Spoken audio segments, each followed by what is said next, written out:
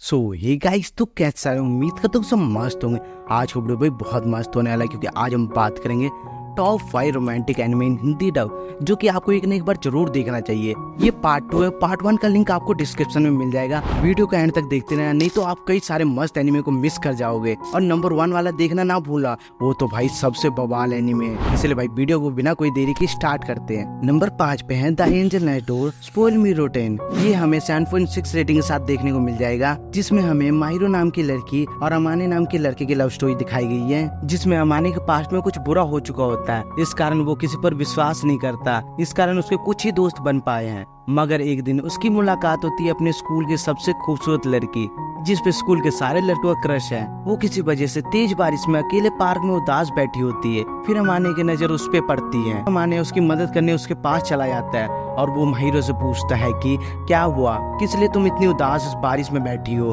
तुम बीमार पड़ जाओगी। मगर माहिरो उसे कुछ नहीं बताती है। वो कहती है कुछ नहीं हुआ, बस मैं अकेले बैठने चाहती हूँ। अमाने देखता है बहुत तेज बारिश हो रही होती है। इस बारिश में तो ये बीमार पड़ जाएगी, इसलिए अमाने अपना छाता उसे देकर वापस चला जाता है। अगले दिन अमाने को कोल्ड हो जाता है। जब अमाने स्कूल से घर जाने लगता है, फिर से उसकी मुलाकात होती है माहिरो से, जो कि उसका छाता लुटाने आई होती है। माहिरो देखती है कि अमाने उसकी वजह से बीमार पड़ गया होता है। इस कारण वो उसकी मदद करने का सोचती है। वो अपने आप को बहुत कोस रही होती है कि ये मेरे वजह से ही बीमार पड़ा है, तो वो उसे उसके घर छोड़ने आ जाती है। यहीं पे हमें पता चलता है कि जिस अपार्टमेंट में अमाने अकेला रहता है, उसकी पड़ोसी माहिरो होती है। उस दिन माहिरो उसके बहुत ख्याल रखती है और उसके लिए खाना भी बनाती है। माहिरो की नजर अमाने के घर पे जाती है, जो कि बहुत गंदा होता है, और वो देखती है कि अमाने बाहर से ही खाना मंगवा के खाता है, क्योंकि उसे खाना बनाना नहीं आता। इसलिए वो उसकी मदद करने का सोचती है और अमाने से पूछती है क्या वो उसके लिए खाना बनाने रोज उसके घर आ सकती है। तो अमाने भी हाँ कह देता है, क्योंकि अमाने भी बाहर का खाना खा खा कर पक गया होता है। उसके बाद माहिरो उसके घर रोज खाना बनाने आने लगती है। काफी टाइम बीत जाता है और उन दोनों के बीच में प्यार हो जाता है। अब वो एक दूसरे से प्यार जाहिर नहीं कर पाते, क्योंकि उन दोनों ने वादा किया था कि हम दोनों के बीच में ऐसा कुछ नहीं होगा। अब क्या ये दोनों अपने प्यार को जाहिर कर पाएंगे, ये देखने के लिए आपको एनिमे देखना होगा। नंबर 4 पे है more than A married couple but not a lovers. ये हमें 7.5 रेटिंग के साथ देखने को मिल जाता है, जिसमें हमें एक ऐसा स्कूल दिखाया जाता है जिसमें हमें एक अलग तरह का ही प्रैक्टिकल एग्जाम दिखाया जाता है, जिसमें एक लड़का और लड़की को एक साथ एक अपार्टमेंट में मैरिड कपल की तरह रहना होता है। अगर तुम्हें स्कूल पास करके कॉलेज जाना है तो ये प्रैक्टिकल में आपको पास होना ही पड़ेगा। जिसमें हमें कारी नाम की लड़की और जीरो नाम के लड़के की स्टोरी दिखाई गई है, जिनकी आपस में नहीं बनती और वो दोनों किसी और से प्यार करते हैं। जीरो किसी और लड़की से प्यार करता है और अकारी किसी और लड़के से प्यार करती है। अगर उन दोनों को अपने क्रश के साथ एग्जाम देना है तो उनको टॉप में आना होगा, क्योंकि इस एग्जाम की एक खासियत है, अगर तुम टॉप में हो तो अपना पार्टनर चेंज कर सकते हो। इस कारण अकारी और जीरो को एक साथ मैरिड कपल की तरह रहना होगा और टॉप में आना होगा।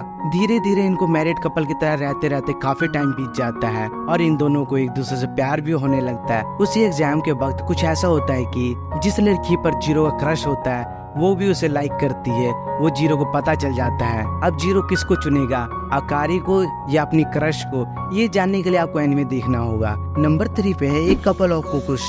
ये हमें 6.7 रेटिंग के साथ देखने को मिलता है, जिसमें हमें एक लड़का जिसका नाम नागी होता है, उसकी एंगेजमेंट किसी लड़की के साथ करवा दी जाती है जिसका नाम एरिका होता है। मगर नागी शादी नहीं करना चाहता, क्योंकि नागी किसी और लड़की से प्यार करता है। उन दोनों की एंगेजमेंट इस कारण की जाती है क्योंकि बचपन में जब वो हॉस्पिटल में पैदा हुए होते हैं, हॉस्पिटल में कुछ गड़बड़ी के कारण उन दोनों को चेंज कर दिया जाता है। इस बारे में पता उनके फैमिली को नहीं चलता है, मगर जब उनकी शादी की उम्र होती है तो उनकी फैमिली को पता चलता है कि बचपन में हॉस्पिटल में उन दोनों का चेंज हो चुका होता है। एरिका के घर नागी चला जाता है, नागी घर पे एरिका। अब दोनों फैमिली एक दूसरे को जुदा नहीं कर सकते हैं। उन दोनों फैमिली के बीच में एक फैसला हुआ कि इन दोनों की शादी करा देते हैं, मगर इस बात से ये दोनों खुश नहीं होते और ये दोनों एक दूसरे से शादी नहीं करना चाहते। और नागी की एक बहन भी होती है जिसका नाम साची होता है। असली में तो नागी की वो बहन नहीं होती, क्योंकि वो बहन होती है एरिका की, और हमें पता चलता है कि वो भी नागी को चाहती है। और उन दोनों की फैमिली फैसला करती है कि उन दोनों को एक साथ एक घर में रहना चाहिए, जिस कारण वो एक दूसरे को समझ सके और शादी के लिए हाँ कर सके। मजबूरन ही इन दोनों को एक घर में रहना पड़ता है अकेले, जिसमें सिर्फ नागी और एरिका रहती है। इस घर में रहते रहते ही काफी टाइम बीत जाता है और नागी क्रश, जिसका नाम हीरो होता है, वो भी उसे प्रपोज कर देती है और धीरे धीरे काफी वक्त गुजर जाता है और नागी को एरिका से भी प्यार हो जाता है। अब नागी किसको चुनेगा और क्या लव स्टोरी होती है,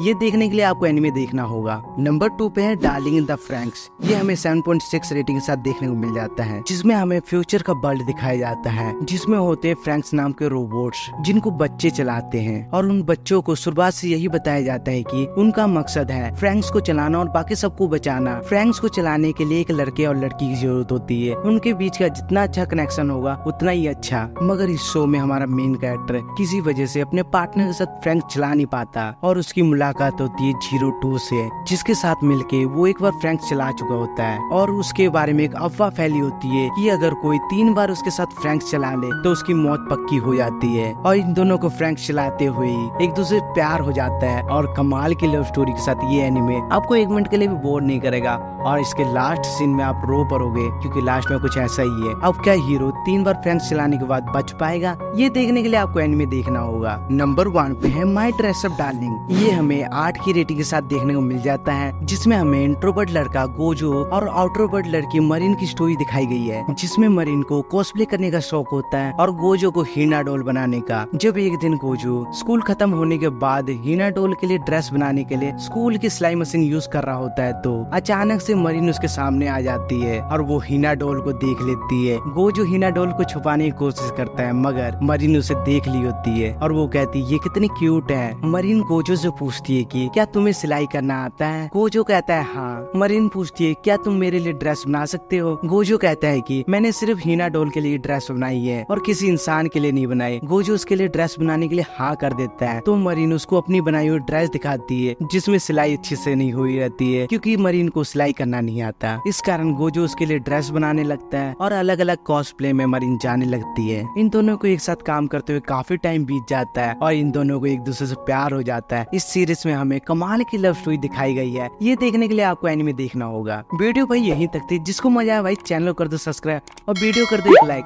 और कमेंट करना ना भूलना। मिलते हैं नेक्स्ट वीडियो के साथ। बाय बाय, टाटा, सी यू।